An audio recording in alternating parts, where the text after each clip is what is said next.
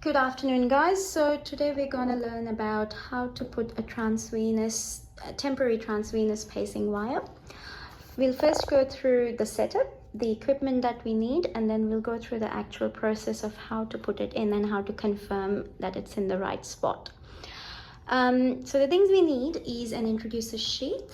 You can see it here. It's a 6 French sheath which accommodates a 5 French temporary pacing catheter.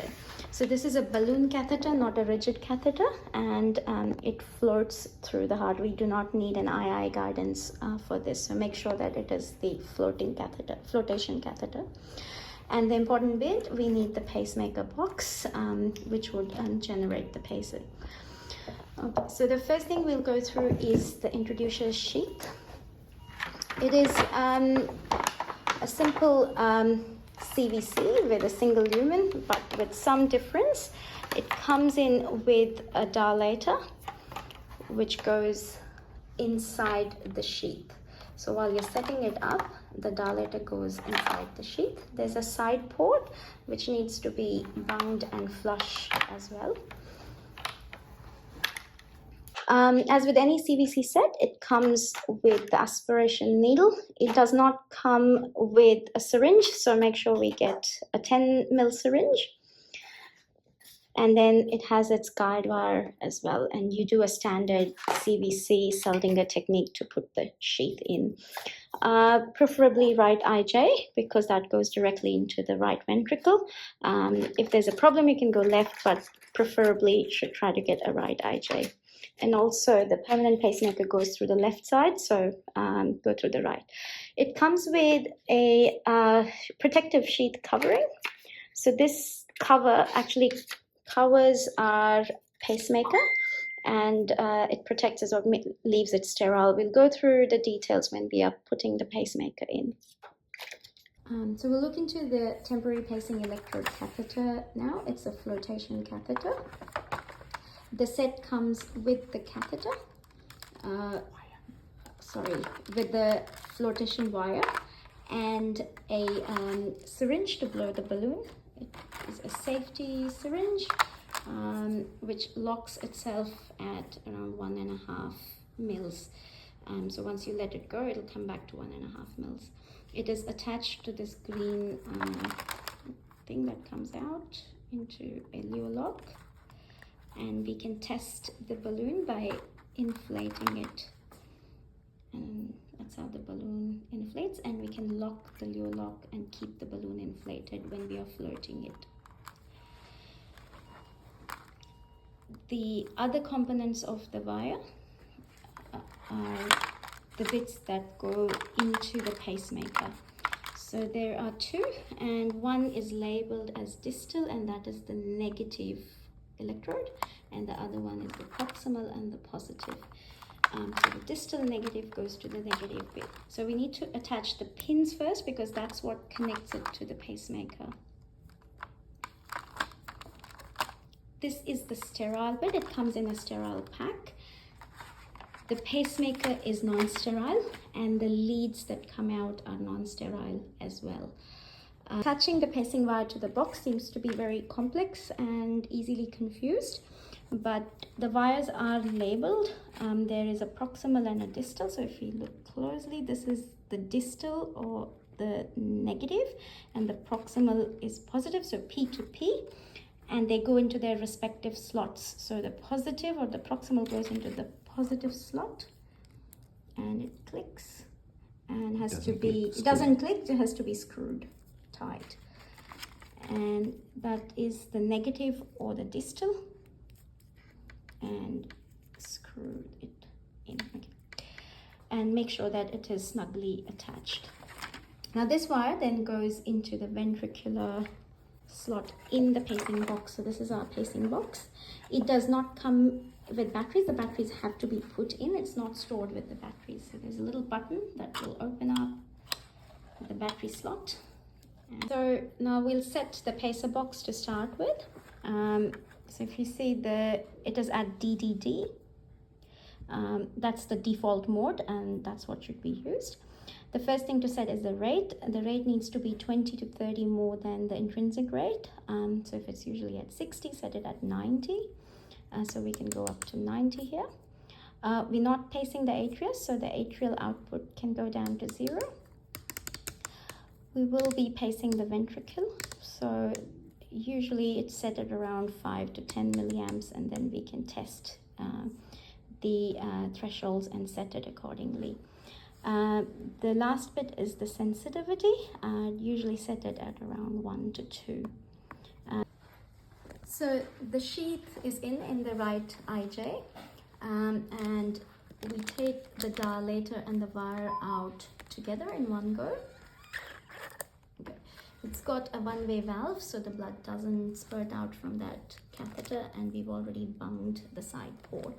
The side port is to be used only in emergency, but can be used to give life-saving drugs if required.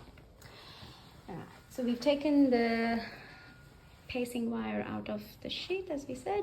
So the first thing is to put this protective plastic cover on before we start floating the pacing wire.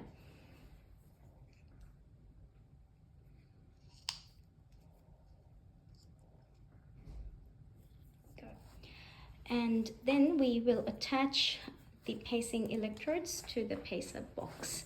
Now, attaching that is a non-sterile procedure, so we'll hand it over to the assistant. So the syringe and the pacing electrodes are given to the non-sterile assistant, but they still need to have gloves to prevent any microelectrical stimuli. So again, repeat that, the distal goes to the negative and the proximal goes to the positive, so P for P. And then we screw it in.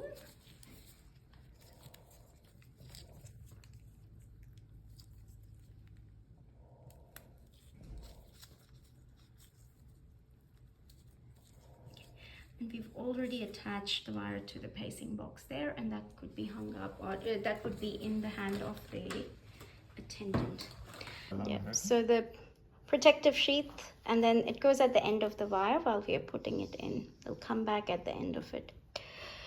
So make sure that we're using the natural curve of the wire. So when we are doing a right IJ, that's how it should be oriented. And if you're doing the left IJ, that's how we're going to orient it. So we're going to put it up to around 20 centimeters first. That's what would cover the length of the sheath and a bit more. So we can see the markings there. So those two markings, so one is 10 and 2 is 20. And then we go another 10 centimeters to around 30. That's where we are. So this is the point where we are expecting that we are in the right atrium. We're going to blow the balloon up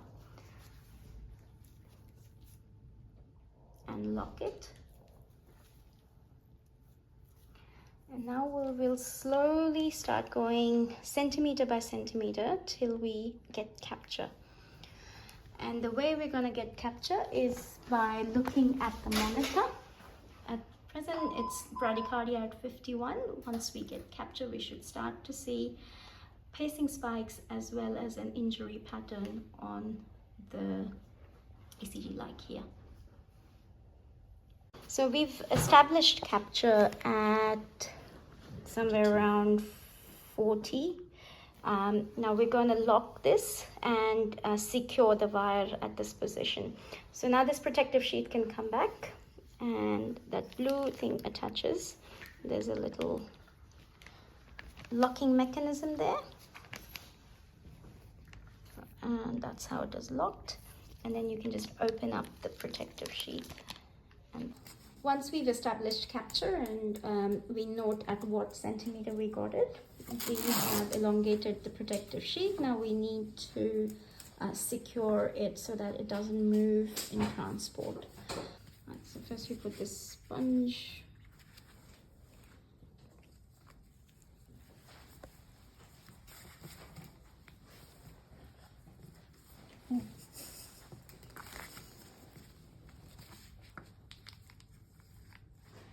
Coil it around so that we don't have the wires hanging.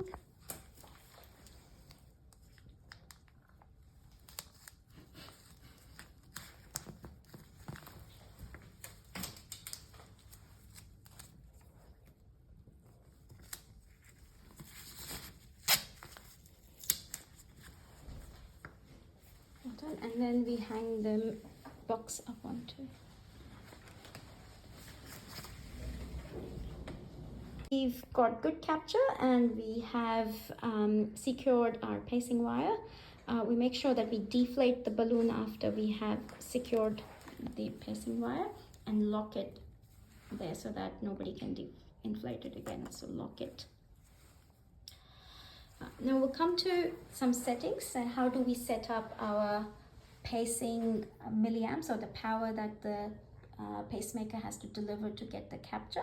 And that would be by seeing or by testing for the pacing threshold. So what we mean by pacing threshold is the minimum amount of energy in milliamps that is required to get a capture. Now, how do we test for that?